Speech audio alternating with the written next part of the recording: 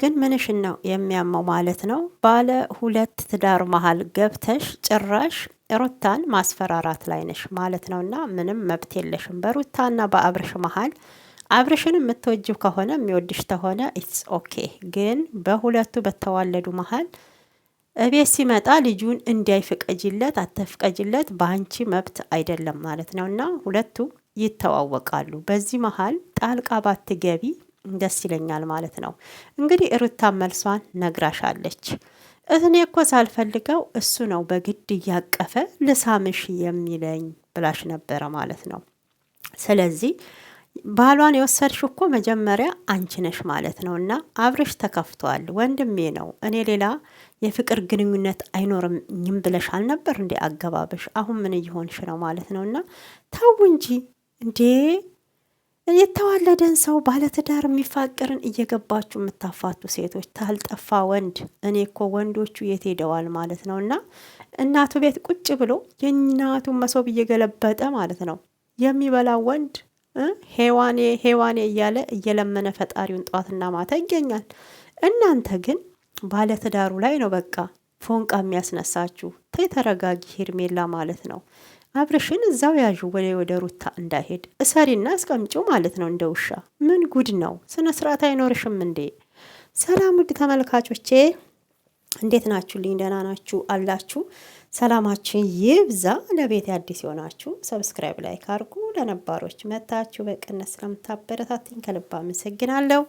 ፈጣሪ ሀገራችን ኢትዮጵያን ሰላሟን ያብዛልን። እንግዲህ የሄርሜላ ነገር በጣም በጣም በጣም ነው ያስገረመኝ ማለት ነው። እና ምን መሰላችሁ እንግዲህ ሩታን አስፈራርታታለች። ሩታን የማስፈራራት መብት ሄርሜላ የለሽም። በመጀመሪያ ማለት ነው ማወቅ ያለብሽ አብርሽን እኮ የወሰድሽው ከሩታ ላይ ነው አይደል እንዴ? አብርሽና ሩታ ባይገናኙ ኖሮ አንቺም አብርሽን አታገኘውም ነበረ። ስለዚህ ደግሞ እቤት ሲመጣ ልጁን እንዲያይ ፍቀጅለት፣ አታመናጭቂው፣ ምን አትበዩ እምትያት ምንም ቢሆን እኮ ወልዳለታለች። ትዳራቸው ጭቅጭቅ የበዛበት ቢሆንም 3 አመት ነው 2 አመት አብረው ኖረዋል እነኚህ ጥንዶች ማለት ነው። በጊዜው እንዳንቺው ክንፍ ብላ ሩታ አብርሽን ልክ እንዳንቺ ነበረ ክንፍ ብላ ምንም ነገር እንዲነካው የማትፈልገው ማለት ነው። ገብቶሻል?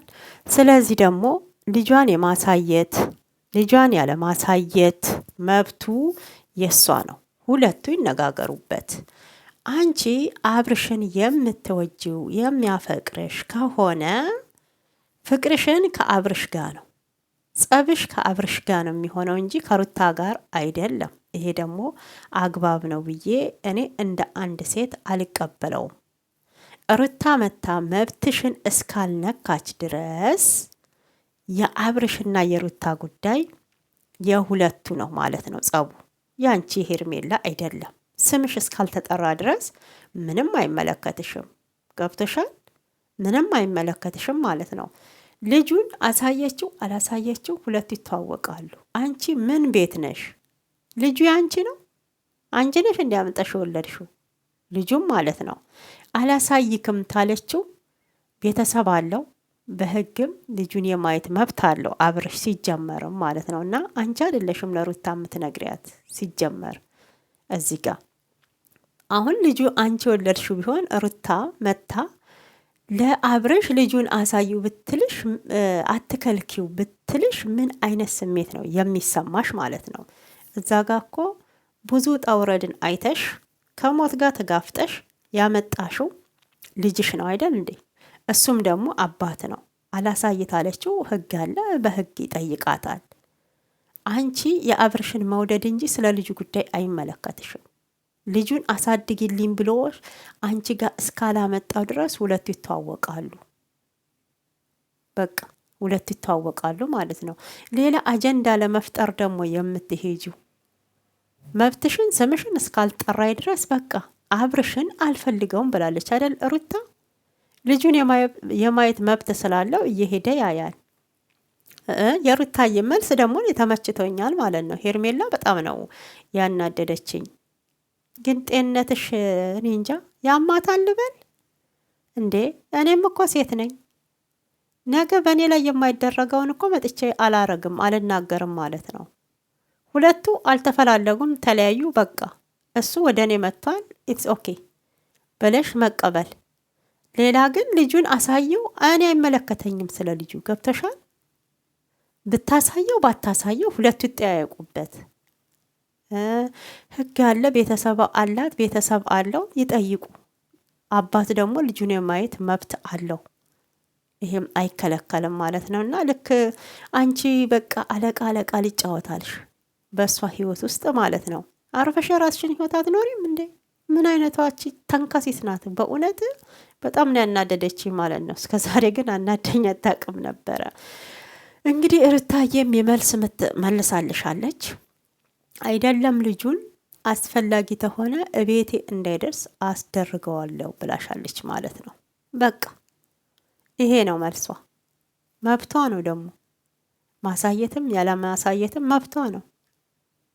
እሷ ነች እኮ አመጣ የወለደችው። እሷ ነች እኮ 9 ወር ሙሉ በሆዷ የተሸከመችው። ወልደሽ ስለማታቂ ታቂዋለሽ። ህመሙ አይገባሽም። አዎ ስሜቱ አይገባሽም።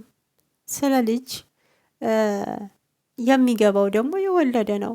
ምን አይነት ህመም እንዳለው፣ ምን አይነት ስሜት እንዳለው፣ ምን ያህል በቃ እኔ እንጃ የሆርሞን መለወጥ እንዳለው ብዙ ነገር እንትን እንደሚላችሁ ወይ አርግዛችሁ ወይ ስትወልዱ ነው የምታውቁት ማለት ነው። እና እንዲሁ በሜዳ ላይ ስለሮጣችሁ ከአብርሽ ጋር ስለተለጣጠፍሽ ብቻ በልጁ በኩል መብት አለኝ ብለሽ መናገር እኔ ይሄን አልደግፈውም። መብት የለሽም። መብት ያላት ሩታ ናት፣ አብርሽ ነው እዛ ጋ ማለት ነው። መጠየቅም ያለበት በአግባብ አብርሽ ነው፣ አንቺን አይመለከትሽም ማለት ነው። አርፈሽ ቁጭ በይ። የእርጎ ዝንብ ደግሞ ኖቬልን የእርጎ ዝንብ ብለዋለች ማለት ነው። ያው ኖቬል ከሩታ ጋር ነው የመጣው ባይዘዌ እንጂ ለምን መጣክ? እኔ ብቻዬን ላናግራት እፈልጋለሁ። ምን ታረገኛል? ምን አረጋታለሁ? ምን ታረጋታለ ብለህ ነው ብለሽ በጣም ስትንጫጭ ነበረ ማለት ነው። ኖቬል ደግሞ ከሩታ መለየት አይፈልግም። ጥቃት እንዲደርስባት አይፈልግም። መከታዋ ነው። ከጎኗ መሆኑን አልጠላውም። ግን ኖቬል ምላሱ መጥፎ ነው። ክብር የለውም። ለአብርሽ የሚናገረው ንግግር እውነቴን ነው፣ እኔ እንጃ ወሽመጥ ነው የሚቆርጠውና ክብር የለውም። ምላሱ መጥፎ ነው። ግን አብሯ ስለሄደ ምንም ይከሰታል አይደለም። መቼም የምትነጋገሩት እናንተ ሁለታችሁ ናችሁ። እሱም ወደዛ ሄዷል፣ ሩታን አክብሮ ማለት ነው። ሆኖም አሁን ግን እኔ ሄርሜላ ስላናደደች ነው ውዶቼ።